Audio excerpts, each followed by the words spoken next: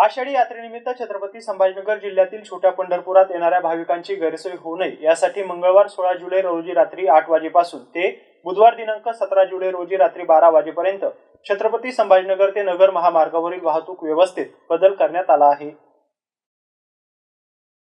नगर नाका ते S club चौक हा रस्ता सर्व प्रकारच्या जड वाहनांसाठी बंद केला जाणार आहे। याचबरोबर एस क्लब ते कामगार चौक आणि ओएसिस चौक ते आंबेडकर चौक हे दोन रस्ते सर्व प्रकारच्या वाहनांसाठी बंद ठेवण्यात येणार आहे। तसेच जालना बीडकडून अहमदनगर आणि पुणेकडे जाणारी अवजड वाहने महानुभाव आश्रम चौक, लिंक रोड, सोलापूर धुळे मार्गे साजापूर फाटा, एनआरबी चौक, एफडीसी कॉर्नर, कामगार चौक मार्गे जातील, तर जालना बीडकडून नगर पुणेकडे जाणारी हलकी वाहने नगर नाका मिटमिटा मार्गे तिसगाव, चौफुली, वडगाव, कार्तिकी हॉटेल, रांजणगाव फाटा, एफडीसी कॉर्नर, कामगार चौक मार्गे जातील। याचबरोबर जालना, बीड, जळगावकडून धुळे, नाशिककडे जाणारी वाहने लिंक रोड किंवा वाल्मी नाका, सोलापूर धुळे महामार्गावरून जातील। तसेच छत्रपती संभाजीनगरातून पुणेकडे जाणारी हलकी वाहने नगर नाका, मिटमिटा, तिसगाव, चौफुली, वडगाव किंवा साजापूर फाटा, एफडीसी चौक, कामगार चौक मार्गे जातील। तर पुणे व अहमदनगरकडून जालना, बीडकडे जाणारी अवजड वाहने ही इसरवाडी फाटा, बिडकीन मार्गे पुढे जातील। तर हलकी वाहने पाटोदा टी पॉइंट, संताजी चौकी, वाल्मी नाका, महानुभाव आश्रम चौक मार्गे